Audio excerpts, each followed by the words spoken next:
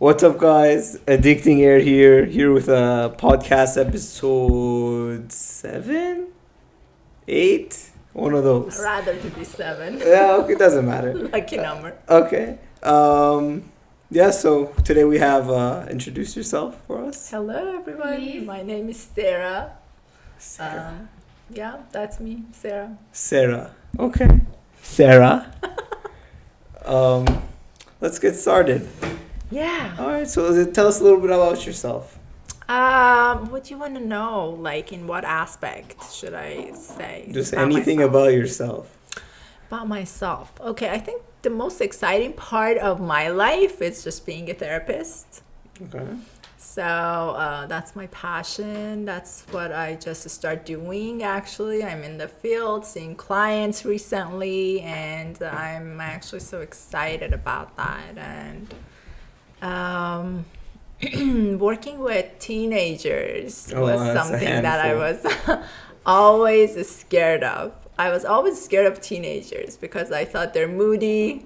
I don't get them. They don't get me. You're saying it like you weren't a teenager once. I was, but when I processed that, like why I'm scared of teenagers, I remembered that I was a teenager that hard to handle. Okay. I was sensitive. I thought no one can help me. So when I started working with teenagers, I thought they have the same feelings towards me. I mean, they're going to think like no one can help me and what is this person knows about me. Yeah, that's how I feel. Yeah, there That's you how I go. feel.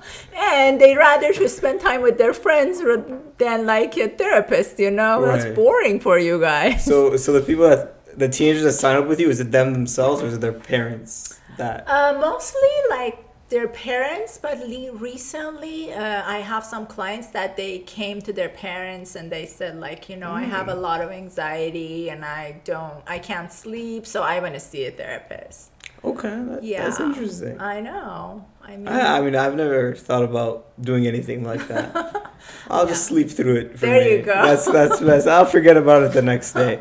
Yeah, but when anxiety is hard to handle, No. it's like, yeah. I mean, I've never experienced it, so Exactly. I wouldn't know. Yeah. But okay, so I've always had this question: when people say they're depressed, okay, is that like some people say it's a chemical level where your brain can't produce this type of chemical to make you happy, and some people say it's just like it has nothing to do with chemicals. It's just like psychologically, you physically like you can't be happy. So when someone says they're depressed, sometimes I don't know if it's a real, because sometimes people joke about it and then sometimes it's real.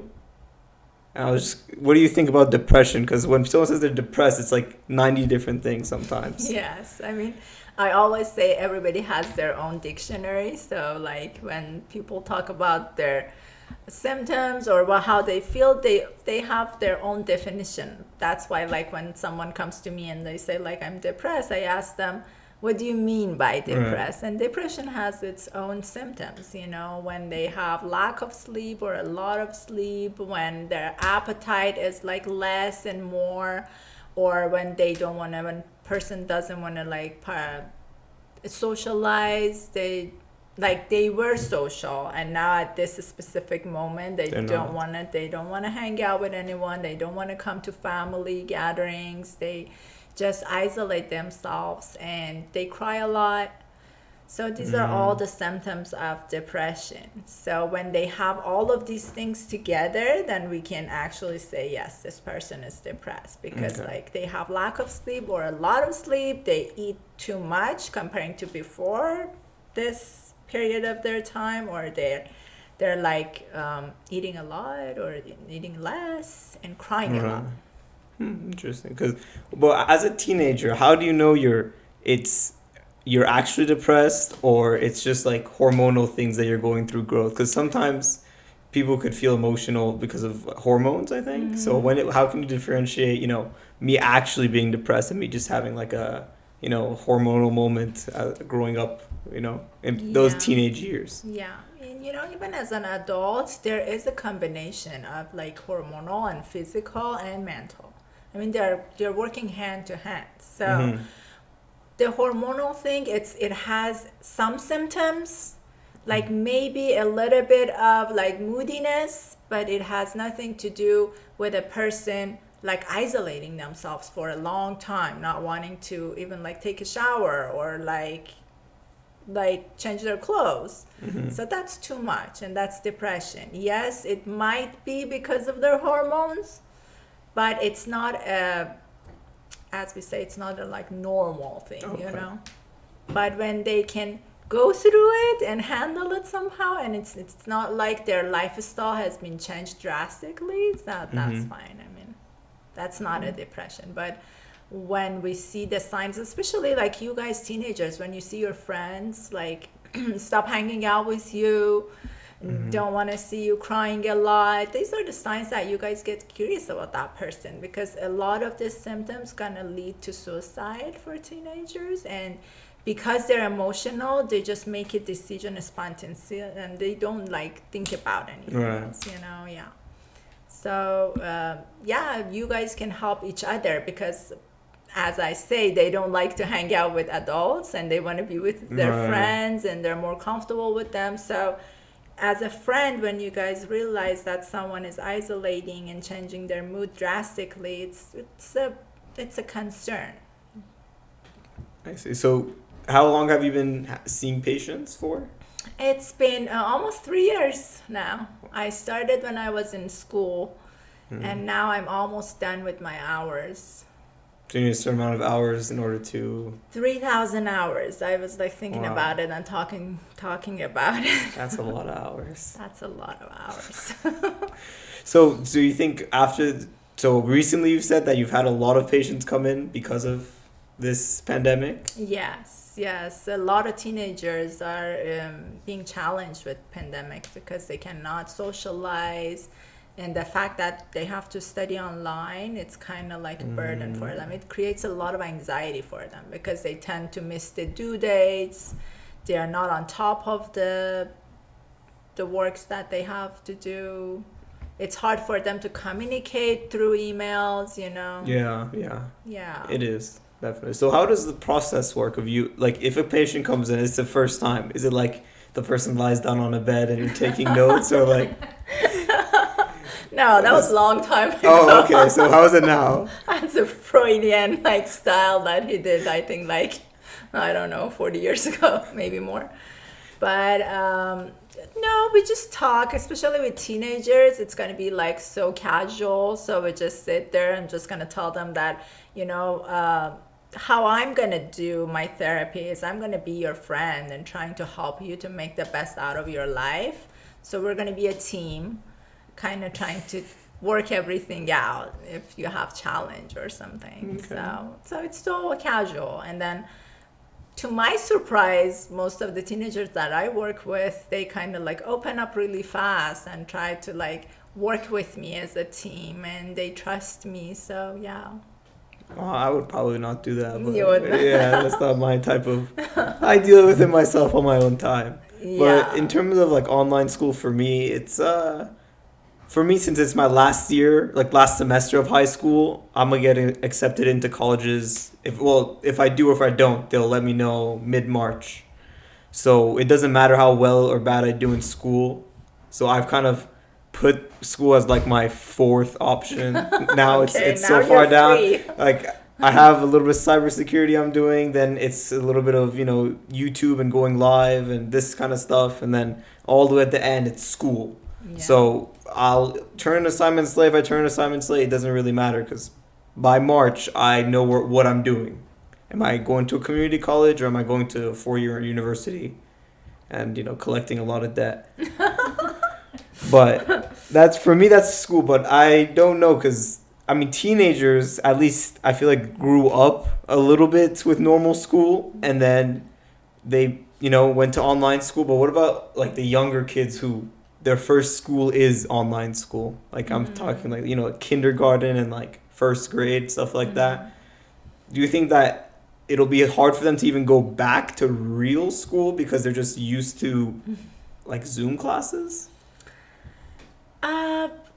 Regarding the due dates and everything, you know, it's Because like they are on their own, it's kind of hard to keep track. Like no matter like how much they get used to that, it's like when you're in school, they're kind of like keep track of everything for you. But when you're online, it's just you're on your own, and managing it for a young kid, it creates anxiety anyhow, you know. No matter how much you get used to it, it's just like you have to be able to manage everything and be on time, turn it in on time. And there's no one to like, you know, track you or talk about it. Well, don't you think that would almost help people in real life? Because once you get out of school, no one is gonna keep track of it for It's you true. in a way. That's true. But I think like for us, it started when I was in high school doing this. But I think for a young kid, for like the kids in preschool or the kids in like 7th grade, like 6th grade, it's too soon for them to, Yeah. you know, be worried about the school and like being worried about turning in stuff online. They want to be free. I mean, when they say like we miss talking to each other in school, when we are online, we have no time to interact with each other. Right. Yeah, because Yeah. on online school, you know, if you wanted to whisper something to the person next to you, you know, the teacher didn't have to hear. But if There it's you online, go. everyone's going to be hearing what you're talking about. And they have to worry about the things that they have to do, you know.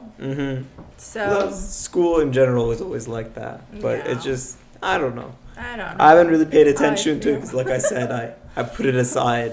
It's not my problem That's anymore. good. Yeah, you're over it now. Yeah, for okay, now. well, for me, it happened towards the end of my school, so I don't know how it would be for someone that's, you know, just going into high school or That's younger. yeah, For me, that's I challenging. already experienced how it was normally, and I'm okay with how it is now.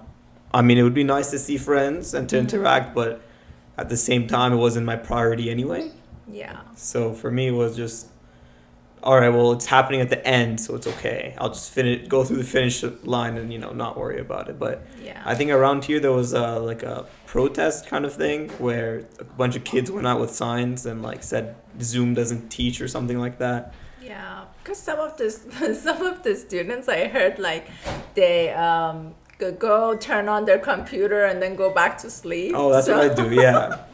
Well, that's actually better. that's not the way of learning, obviously. Right, but it's better for those kind of kids that I guess know what they want to do or they have an idea of what they want to do. Yes. So they're not going to be wasting their time at school because if it's online school now that they're not like teachers aren't forced to keep you in the classroom for like a set amount of time. That's true. If you finish in let's say 20 minutes, you could just leave the class and then turn in your work and then just do what you're planning to do. Yeah. Or if it's not planning to do anything, I guess play games or whatever you want to do. Okay. But it gives you more time to actually do something with your life because it's not 6 to 6 a or it's like not 7 a.m., 8 a.m. to 3 p.m., Yes. not counting, going there and coming back and all the homework after. So That's true. for me, it was almost better because I was like, okay, we usually have like an hour and a half of class, but now it's like 20 minutes and then I'm gone. Yeah. I have a whole hour. I can take a nap. I can. Yeah, and that's good that you know what you want to do. So for the kids that they don't know and Right. they don't even know what they do with their spare time, so it's Right. kinda like, For Yeah. kids like that, then I guess it's hard. yeah, and then being by themselves, they're not used to that. And then when we are by ourselves and we don't have anything to occupy our mind kind of goes like thinking about negative stuff. And when we're not busy enough, so the thoughts it's gonna come, and then they're not used to it. They don't know what to do with it, and then they get overwhelmed. I see. Yeah, Yes. I couldn't say anything on it because if I'm bored, because I am an only child, you are as well. Yes. So I'm used to being alone so much. Exactly. Like so, it's just me and maybe my dog. I guess helped with that, but There you for go. me, I don't know. I can't really tell. But for me, I just sit there and I would probably turn on like a podcast for 2 hours and just have in the background. I would keep myself busy, think about something, think about a video idea or. Yes. Something fun to do, on YouTube or Twitch, and then that keeps me occupied. There you go. You've been creative. Yeah, so Yeah. I basically started this because I've had nothing to do. So I was like, I might as well do something. There you go. And it's been pretty Yes. successful, Yes. I mean, that's how I do it, but other people do it other ways. I know, but the kids that I work with, I think they're kind of like, the only thing that they do with their spare time is playing games. And after a while, they kind of get sick of doing that, you know? Yeah. Then they feel like they don't have any like activities, and they're just sitting, staring at the TV and monitor for a long time. So even like they say, okay, I feel bad after like hours of like playing games. Well, then that just where the creativity comes in. There you you know? go. Like, Yes. at some point if I lose this game, I'm doing 10 push-ups, and at some point it was just I record myself doing that, and then Oh wow. it kind of like for me it was just I'm gonna still play games regardless. I'm just gonna make it a little bit more interesting, Yes, right? So there I don't you fall go. asleep. Okay. And so is your age group just from anywhere from like any teenage years, so from like 10 to like Yeah, 20 years I old? had clients from like 3 years old, Really? almost 4, till clients age like 60, 70. So, okay, 3 to 4 years old, that kind of surprised me. I know. Because yes. how do you even process that I you're play like, with them. well, yeah, that's It's fine. a play therapy. Oh, okay. Because their parents sent them in, obviously, but Yeah. I don't know how their parents would, I guess, like determine if they're in need of mental help. I think like anxiety and depression are the most symptoms yes, and then especially anxiety in kids. But how does a kid at like 3 or 4 realize that they're depressed? Heartbeat. When they have like the heartbeat goes so fast with them and they cannot sleep at night. Yeah, they cry a lot. So have you ever had someone that comes in and says like their dreams are affected by it as well? And Definitely, yes. So do you think dreams have anything to do? Has anyone got depression because of their dreams, or has it always just been like part of them, but then like they see it in their dreams? You know what I mean? That's mostly it is. It's part of them, and it comes in their dreams. Oh, okay. Yeah. I personally don't really like have dreams, and if I do, I forget it as I wake up. So it's not like I don't think about it. But I've heard some people where they feel pain inside their dreams that like they haven't felt before, and people said like, is your body really sleeping? Because sometimes you're in your dreams and then you hear something and you wake up to it, so your ears are still working, but it's just you're not moving. It's confusing. It is. Dreams are always confusing, but when a person tells me that they have bad dreams, I know that they're going through a lot. Mm-hmm. Yeah. Homeowner, is this incredible? Sorry. I don't really know what to say next. I don't know. I was just I don't know where to. So do you think that? Okay. So if you don't know what to say, I'll have some questions. Oh, okay. I was gonna say something, but I'll think on it more a little bit. Okay. So as a teenager, you tell me. Can you help me with like I'm working with teenagers, and I'm obviously can't really. Not that I cannot relate to them, but I'm not in their world right now. I'm not experiencing it. Do you have something for me so you can help me so I can connect to them? How to connect to them? As a teenager, It depends. I guess if they're playing games, then I guess you could maybe somehow play the game with them and then talk to them while they're playing the game. So while they're, how like your brain sometimes stops you from saying certain things. It'll be concentrated on the game, so they'll actually talk. Mm-hmm. But if it's art or something, you could maybe draw something with them. Okay. And while you're drawing, you're both like focused, and then you talk about it, so they don't even realize that they're opening up because they're so like focused on what they're doing. But I don't really know either, because I feel like I'm separated from that group as well. Yeah. I mean, I see people complaining and feeling depressed, but I don't feel it, and I feel like That's awesome. to me, I don't know. It's I've never thought about it, and I don't want to think about it. It's not. Yeah, I mean, when you're not experiencing it, you're not. But thank you. That helps a lot because, like, drawing, I think it's powerful one. I don't know if I can play games with them in the office. Well, it doesn't have to be like cards. You can bring cards. Yes, cards I do like have that. cards. Exactly. Yes. So cards, you play a game of cards, and then that, I guess, would be a good way to, I guess, connect with them. That's the only way I can think of it. That's a smart one. Thank you. Yeah. Because you're just trying to almost distract them. Yes. And then let them talk about themselves. Yeah, because it's not easy to open up. I mean, not even for adults, let alone with teenagers. Yeah, I mean, I'm thinking about so many things, and then I'm thinking about how to like ask the question. But so, do you ever, like, since you deal with so many people that are depressed, does that depression almost like transfer over ever? Like, have you ever felt depressed because someone's been so depressed? That's what I thought at first when I wanted to like go in that field. I was thinking, okay, it might be overwhelming. But when I actually went and started seeing clients, what happened to me was that yes, they came to me depressed, but if they felt a little bit better when they were walking out from my office, I would feel much more better. So I would like be so energetic, and that would just make my day. Even like if I had like one client going out of my office and feeling like better than the time that they stepped into the office. So the fact that I can help them to kind of see beyond the darkness that they are, and kind of, if I can expand their world a little bit or give them a hope a little bit, that would help me a lot to feel much better. So, Okay.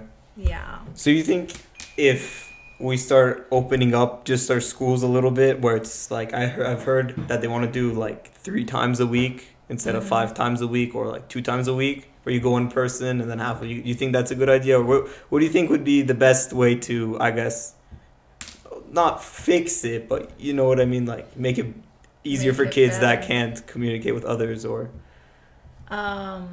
what do you mean, like the kids that they cannot? well, like, because most of this, I guess, depression or anxiety is coming because they can't socialize with their friends, and the biggest place where they do socialize is at school. Yeah. Right, because even that's where they meet most of their friends, regardless. That's so true. I was saying, do you think that if they open up, or what do you think is like the best way for a kid to, maybe even if it's not opening schools, but like to socialize? Yeah. Does it count if I like go on like a phone call, or is it not the same? Or I don't feel it's the same because the human interaction, it's different. It's always been different, but it's different for like people because, like, as I said, I'm an introvert and I'm used to being by myself, and someone else is extrovert and they get energy from people, from crowd. So if you take away that crowd from them, they're going to be depressed. So if the person is extrovert and now they're home all the time by themselves, they're going to go crazy because they cannot get energy from the crowd and that attention that they want, so they can get fulfilled. But as an introvert, I mean, they're okay with their lonely time. you said looking for attention, and I was thinking about that. Is it a bad thing to be in a group to look for attention, or is that just a normal thing that like, is part of every person, where they have to be seen by other people? Yeah, nothing is bad to me. I mean, there's no bad and good thing.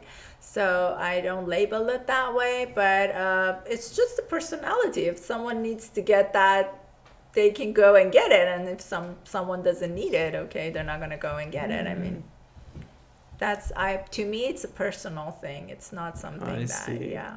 Because to me, I always thought, like, they want to show off or no, get not even show off. attention. Just to me, it's just almost like a waste of time. Sure, you could go see your friends, have fun, but going out just to be seen by other people, to me, felt like I was getting fulfillment from other people seeing me. To me, it didn't make sense.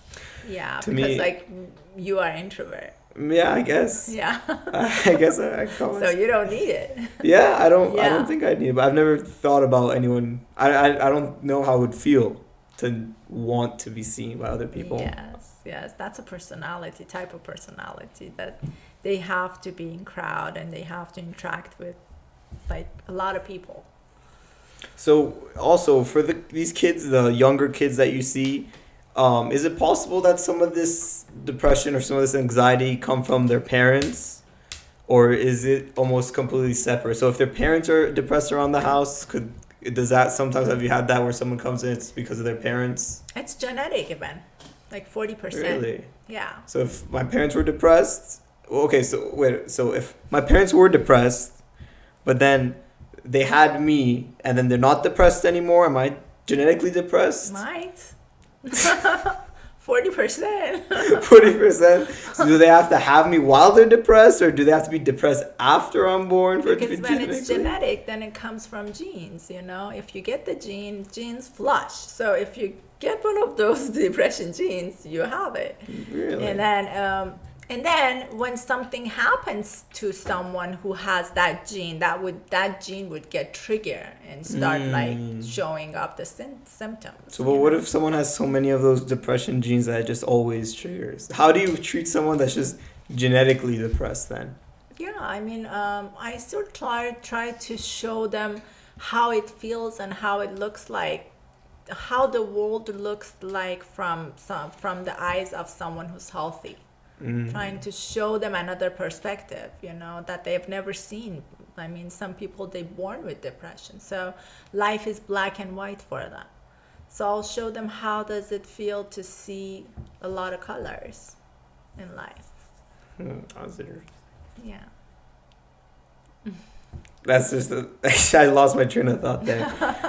I don't know how to respond to that because, again, like I said, I've never You've never experienced it, so I can't, personal experience connect you're so to it. blessed. I'm not. I don't know if it's. I guess I just. I've seen it, and I've just.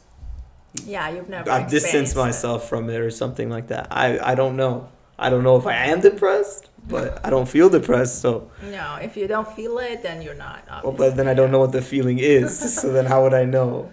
Exactly. But you can, I mean, as I said, you guys have to be aware of the symptoms. So if one of your friends goes through it, it's kind of like check up on them. Like, because like it's so sudden, they make a decision all of a sudden and they kind of hurt themselves.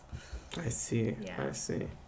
So after these 3,000 hours that you complete with clients that you don't get paid for, it's just like I just, after like 2,000 and something hours that I did, I just started getting paid. I see. So after this 3,000 hours, do you have to take a test, or No, is it just? it wasn't like that. I just found a place that they actually they were Provide the willing to hours. pay me. But I see. Okay. they were generous enough to pay me. So you do the 3,000 hours for the degree that you're an official I therapist? have to take a test after Right. that. Yeah.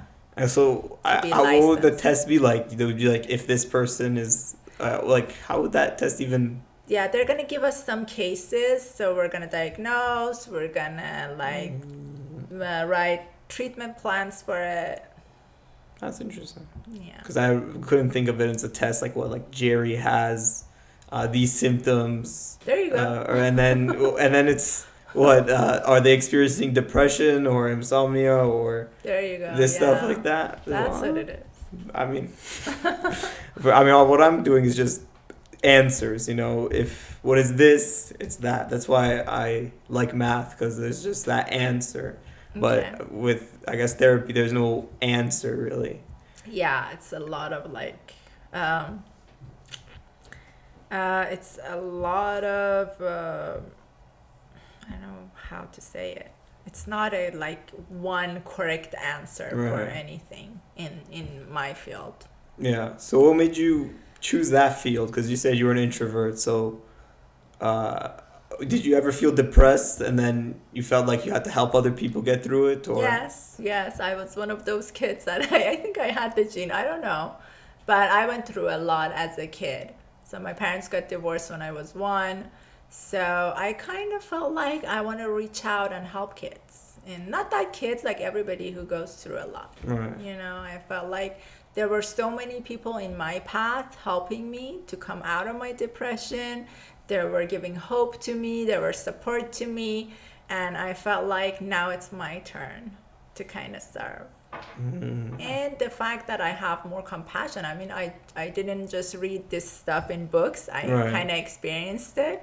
So when the client comes and sits in front of me, I kind of feel when they say I have depression, and I even share it with them. Like, I went through depression and I know how you feel. It's not about, I read the symptoms in the book, I actually experienced it. When you said it's black and white, I know how you feel. World was black and white, but now I got healed, so you have hope to get healed too. So you think then every therapist has to have like that sort of experience, or maybe it's not easy, or it's not easier for them to treat someone? No, I don't say that. I mean, every person who is in touch with their own feelings can kind of feel others too. So, but most of the therapists, they went through a lot. Yeah, that's why, because usually those therapists have had something happen to them, so then they Yeah. can feel But for other it's people. not a must or it's something Right. necessary. But I saw some therapists that they didn't have a lot in their childhood and they were fine, but they were kind of a like feeling touchy person, so they could feel and they could kind of connect to others and feel how they feel. That's interesting. Yes. So what is it? Are you technically, after you take the test, a doctor, or is it like a? Is it, are therapists technically doctors?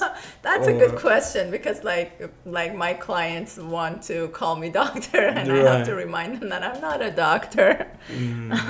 I'm working on my actually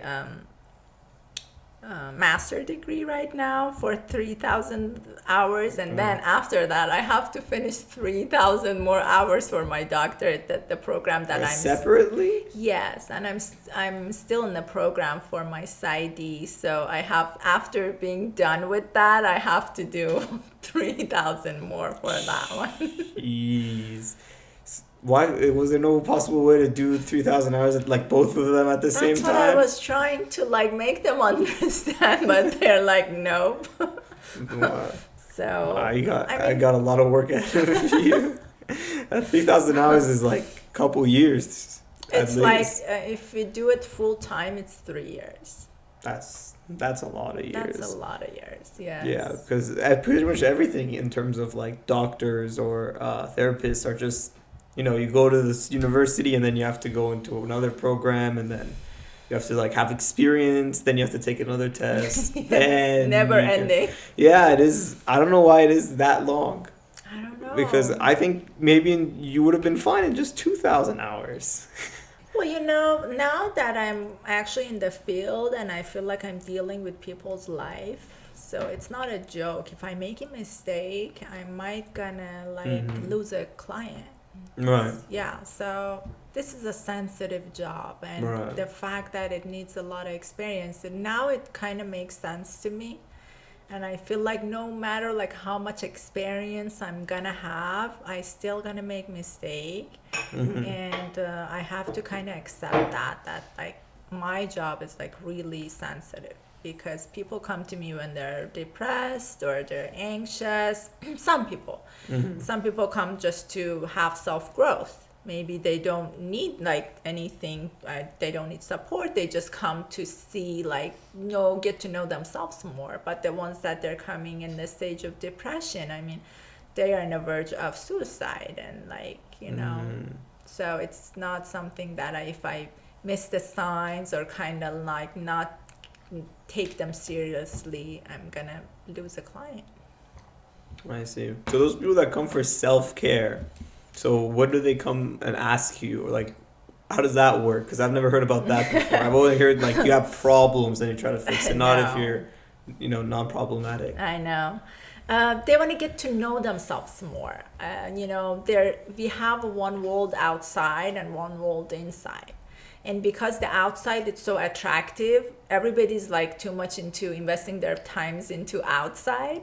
So we know other people's. We know how other people's live, what they like. We follow like singers or actress. We know what they do, what they like. And we get so distracted by that we forget like about ourselves. Who are we? What do we want in life? So some people come to when they are kind of disappointed from outside and they say, okay, I thought the happiness came from outside and now I got it that it's not. So in order to go inside and find themselves, they need a place to feel safe so they can start that search and that journey within. I would just talk to a mirror. For me, that I guess that would work. You are so independent. Yeah, I mean, there's no one. You can't be more comfortable than anybody but yourself. So I would talk to a mirror personally, or just that's what I would do. But I've never thought about. I've always thought about improving myself internally because Awesome. I never buy any type of fancy clothes. I don't really work on myself. Just for me, it's just what can I learn? Can I find something new to do? Find something fun to do? Can I learn something new? Anything like that for me was always more valuable. That's I guess is another thing of being an introvert that I don't see it seen by anyone, so I don't really care about the outside world because I'm always in the inside world. Yeah. But I would I don't know how you would even help someone with like something like that they want to find their inside world. I guess. Then they start processing, and then maybe I can help them through when they get stuck. I kind of, because I'm not with them, so I can see the bigger picture, and it's not personal, so I might have some insights for them. So do you think that sometimes they say if you have depression or if you have these type of symptoms to like talk to someone in your family, do you think it's as effective or more effective to talk to a family member than to talk to you, or is there like pros and cons to each of them? Because you said that it's not personal, so you could see it differently, but I guess if it was someone personally that you knew, it might have been different. So do you think it's better for a family member or someone that's like out on the outside? The highlight of the therapy is like we don't give advice. So, but when you go to family members, they want to help you by giving you advice and some tools to do. And maybe the tools that they're giving you, it's not for you. But the therapy is just a place that we create that safety. That's a safe place that you can find the best way for you. So you're going to come up with a solution. I'm not going to give you any advice. I'm not going to come up. Yes, I'm just going to create that safe space for a person so they can listen to their inner voice and trust that more and more and try to get that in their lifetime to be able to guide themselves and not to get advice from others, because everybody has their own way of living and their advice it's not going to be helpful for another person. Okay. So what if someone comes up to you? I'm just giving you hypotheticals because I can't think of my scenario. If some people that are like graduating from college or high school, well, mostly college because they've already invested a lot of time. So they're already 4 years into a program, or they're in dental school. But now that all this pandemic has started, they feel, I guess, anxious that what if I don't get a job, and what if I don't make a living because I spend all this money. I spent 4 years. So how would you help someone that is almost like at a dead end? I guess not really a dead end, but they've already gone like 2/3 of the way, and then they finally see that the finish line is like, I guess it's either there's some obstacles in the way that they can't overcome or something. How would you help someone with something like that that's not even necessarily personal? It's more that their outside surroundings are affecting them. So how would you help someone that way, I guess? So what I came into recently is just like being in a moment in here and now. It's the key to come out of anxiety and our negative thoughts. So no matter in what, like in any field, we always have this thoughts, what if we're not going to make it? What if something happens? Right. So that's like going and living in future, and the future that like we don't have it right now. It's not there. I mean, no one knew the pandemic would come. Right. I mean, how do you know what's going to happen in the future? No one does. So like thinking about future is just like putting your energy and time in a place that it doesn't give you anything. It's just an illusion. So going to the past and going to the future and thinking about that is just like illusion, like wasting your energy and thought. You have to do what is in front of you in this moment and put all of your attention and all of your energy into that. So that's the good way of investing everything in your life, because this moment is all you have. You don't know what's going to happen tomorrow, or like the past is gone. How can you grab that? But we tend to waste a lot of time in past and future because our mind goes in the past and future. But the right way of living, it's just like being able to be in here and now, because that's all we have, and that's for sure this is given to us. That's interesting. I mean, I would definitely agree with that. It's too many people are worrying about what's gonna happen, you know, in a year, in a month. How do you know what's gonna happen? No one knows, and you can't change it regardless. So you might as well just live through Let it go. Yeah, exactly. Let it go. So that could be their mantra, just saying like, let it go. Yeah, I used to go to some type of, I think it was some type of Korean meditation where all they did say through the whole thing was just let it go. You would look at a black hole on the wall and you just say let it go for like an hour straight. There you go. At the time, I mean, I was only like 10. I didn't really think much about it, but I guess now it makes sense. Yeah, too, huh? now it makes sense, I guess. Yeah, my mom remembers.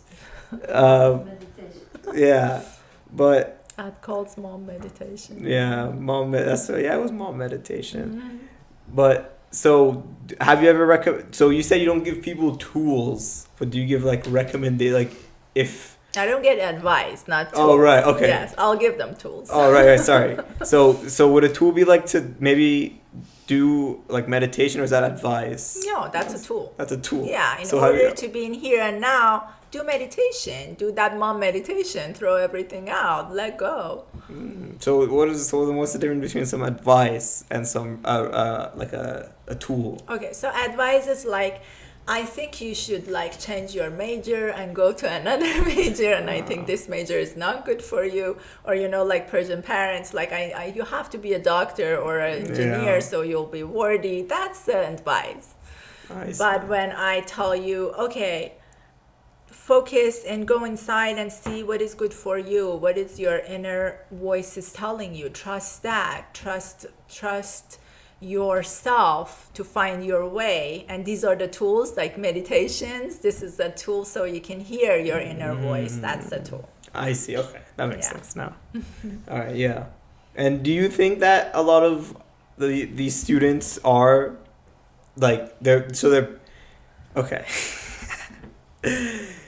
So I know a lot of people that I guess they feel anxious because their parents did something, let's say like they are a doctor or they are a businessman, and they want to follow in their father's footsteps, but it's not for them, and they're stuck in this place where it's they don't want to tell their parents that, hey, what you did is not my thing, but they can't tell them because they're scared. So so for parenting, right, what do you think is the best way to parent, or like how do you go about not being like enforcing something into your child, but not also just letting them go loose into the wrong way? Do you understand what I'm trying to say? Like how do you raise a child where you say, hey, this is what I do, does this interest you, or like without forcing upon them, or without forcing them through this path, and instead of them choosing their path, but you also don't want them to completely go off and do illegal things or whatever. I think as a parent, if they just share themselves and they kind of walk, they talk, like they kind of do what they say they want their child to do, that if they do it first, that they could be a good role model. They don't have to say anything. If they are committed, if they are actually living the life that their child they want from their child to live that life, that would be a good role model without even saying anything. So for parents, to me, the most powerful thing is like keep working on themselves and be that role model of the person that they want their child to be. And with with that mindset of, okay, this my child is a like unique human being with unique genes and unique attractions and unique way of life, so I'm gonna kind of allow that to be unfolded, to get unfolded within them also, you know, like, okay, go find yourself, find your inner voice, find your true self, and empower it and let it blossom within you. Oh.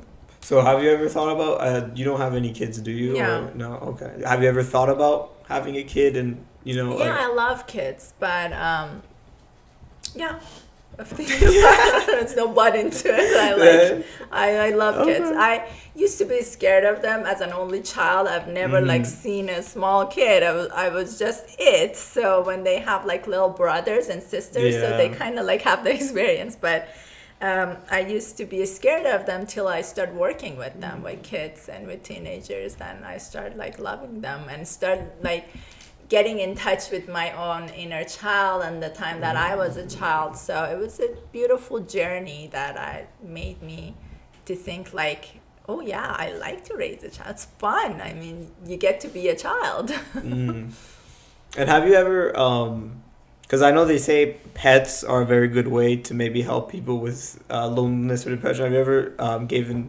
I guess, well, not advice, but, you know, a tool of, you know, maybe get yourself a pet or like any type of, you know, even like a goldfish or like something to care about? Does that ever help with like a client or? No, because I think, yes, it's good to have it and it works, but it's kind of distraction from how I feel right now. I don't want anyone to get distracted. I want them to have that courage to feel their feeling, even though it's painful at the same time, you know? So I don't want them to get busy with the pet and not dealing with what is right now. Interesting, because I've always heard that maybe like just having a dog around you helps you. I guess it would be then a distraction in that way. Yeah. But I always thought it was more of like a help, like, you know, they just come sit next to you, or I guess it is. I never thought about it as a distraction. They're not? I mean, I what if guess. something happened to the pet? Okay, yeah. Then in that case, yeah, I never thought about it. Yeah. I've heard it, and I've just, you know. I think that can be used as a band-aid, but it's not really healing the wound. Doesn't a Band-Aid technically have penicillin on it, so it does technically heal, but okay.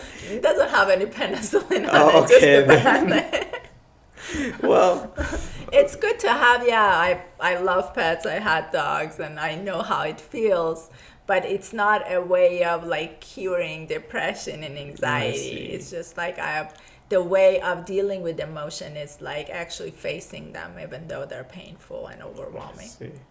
and kind of have that courage to go through them. Okay, that's Yeah. interesting. I mean, any questions you have for me? 'Cause I'm keep thinking, and I keep going to like a hole where, you know, I don't really know what to ask because it's Okay. such a, you know, broad. Yes, I know, Like, it is. It goes over everything, you know, psychological. I Completely. have a question actually. Okay. So do you think like this conversation with us changed your point of view about about therapy? Well, Did you get anything that you didn't know? Well, yeah, it's like some stuff I didn't know, but in terms of like therapy, in terms of if I'd ever think about doing it, I don't think it necessarily changed my mind. But I guess I saw a perspective Yeah, from that's other what people I meant. Like, that I guess I didn't understand before, and I Okay. still don't feel it. I don't feel that, but I understand it. Yeah. In some, you know, a little bit because you know I never felt it, but. I guess in that regard, it did, you know, Okay. open up that kind of perspective for me because, like, I haven't experienced it. I don't I know know. if, you know, but if I don't understand if you don't have it or if you have never experienced it, how do you know you have it now? Because, again, you said like heart rate and you said, you know, yeah, appetite, there are but symptoms. what if you're just thinking, hey, maybe this is just my body growing?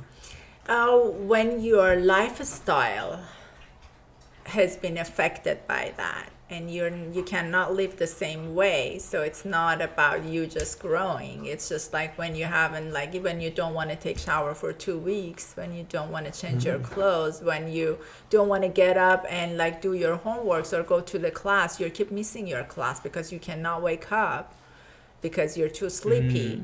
So that's your still me. lifestyle actually got affected by that. So I guess. no one will think, okay, that's just a hormonal thing. You think, okay, there's something wrong with me. But at the same time, I was like, oh, well, now that I'm at school, and I still sometimes I don't go a couple days without, changing my shirt because I'm at home. And Yeah. I honestly might leave a couple days just to go to the grocery store. And my shirt doesn't get really dirty. So I've had times where I skip classes, and I, sleep late and pass my classes. But again, I didn't ever feel like that was depression. I just felt like school is just not for me anymore. I have different paths, but what if some kid actually thinks that and is not depressed? Yeah, You know what I mean, because like your lifestyle has been like that and you chose to do that. It's not like you want to get up in the okay. morning and go to the class and you can't even come out of the bed. I mean, it's like it's out of your hand. And that gets scary for that person, when they cannot control it. I think you just disconnected the camera. Okay. Oh no, we're working. Okay, we're good. Yeah, sometimes the camera freezes if it moves it too much. It's not a great camera. It's like $20 off Amazon. It was good enough to start with, but I didn't know if I was really gonna go with it. But I think you will. You're good. yeah, I've recorded another one of these podcasts with my friend, but I haven't uploaded it yet because I'm doing like video games on my like regular channel now, instead of what I used to do was just basically everything random. So I might just grab all of my podcasts, all 8 or 9 episodes, whatever it is, and just put it in a separate channel. And almost just, even if no one watches them, it's just like good to have. Yeah. You can see how you thought then and how you think now. There you go. And yeah. maybe you rewatch it and learn something like that you forgot. I think that was always a goal when I started this. Exactly. I think what we want to do, it doesn't matter what is the outcome. It's just the process. Through the process, you're going to grow a lot. Yeah. Oh, definitely. I've learned. I haven't even had my own mom on this podcast. There you go. And I don't know why she doesn't come on, but I guess I'm learning a lot from everyone else except my mother. Well, you live with your mother. Okay, well, yeah, but I mean, like I've said, I've been just going live, just sitting and talking to random people across the world. Awesome.